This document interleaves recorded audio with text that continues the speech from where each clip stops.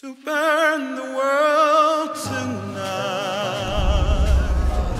that would be wonderful. Je voudrais bien saisir un truc qui nous échappe, le temps. Il y a que moi qui trouve ça pourri de devoir quitter son lit, renoncer à glander au soleil, écourter les bons moments avec ses proches. Tout ça parce qu'on transforme ta vie en compte à rebours à cause de décisions arbitraires. Dis-moi, je t'appelle par rapport à ton truc, ta proposition là, ouais, c'est quoi? Une seconde, oui. Bah j'arrive pas à me rendre compte, vas-y, tu peux crier pendant une seconde que je vois ce que ça... Ah vache! Ah ouais, c'est super rapide. Ok, on dit une seconde, c'est ça. Très bien. Et l'autre truc, c'est quoi? Tu me dis... Une année, oui.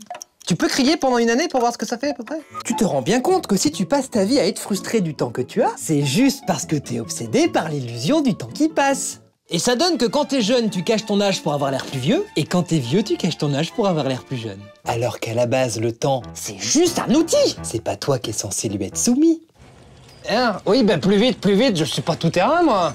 Depuis plus de 100 ans, il y a des tonnes de scientifiques qui courent dans tous les sens pour nous expliquer que l'écoulement du temps, ça n'existe pas.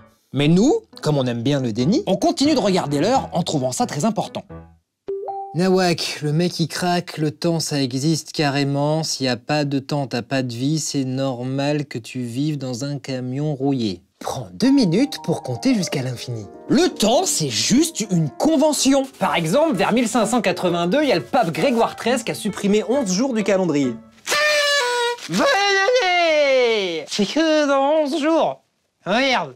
Hein? Bah si, attends, moi j'ai déjà commandé les huîtres et les petits fours et tout le patras, hein.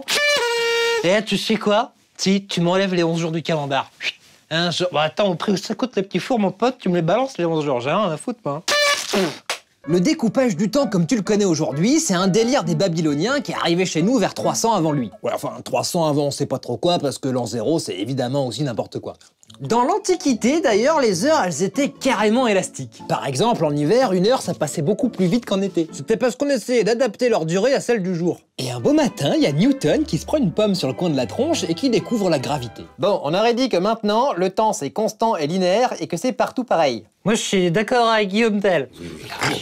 Et c'est encore comme ça que tu le vois dans ta tête, le temps. Pourtant, depuis, il y a Albert Einstein qui est venu tout foutre en l'air en déterminant que le temps, c'est relatif. Ça veut dire qu'il dépend de 2 trucs. Premièrement, la perception. En gros, c'est la façon dont tu perçois le temps émotionnellement. Et deuxièmement, l'environnement. Genre le magnétisme, la vitesse de la lumière ou la distance qui te sépare d'un trou noir. D'ailleurs, on vient tout juste de découvrir qu'il y en avait une petite douzaine au centre de notre galaxie. On a constaté que plus on s'en rapproche, et plus le temps s'écoule lentement.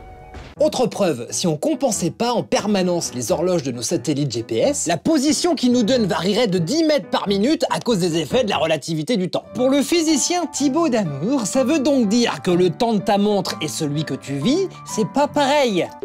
Si tout le monde croit que le temps c'est important pour la société, moi j'ai pas le choix, je dois me speeder. Enlève le bouton pause de ton cerveau. Puisque le temps, il n'existe pas dans l'absolu, ça veut dire que, concrètement, dans ta vie, il n'y a que le temps que tu ressens. Donc, si tu réfléchis bien à ce que veut dire la phrase « prends ton temps », tu remarqueras que dedans, il y a un mot qui veut dire que c'est le tien.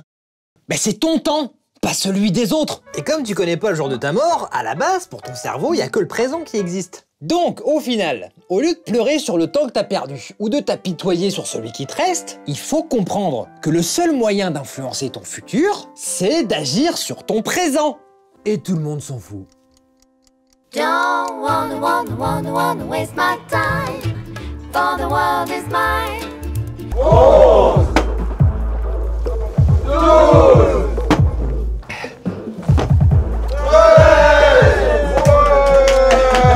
À partir de maintenant, on dirait qu'une année, c'est 13 mois.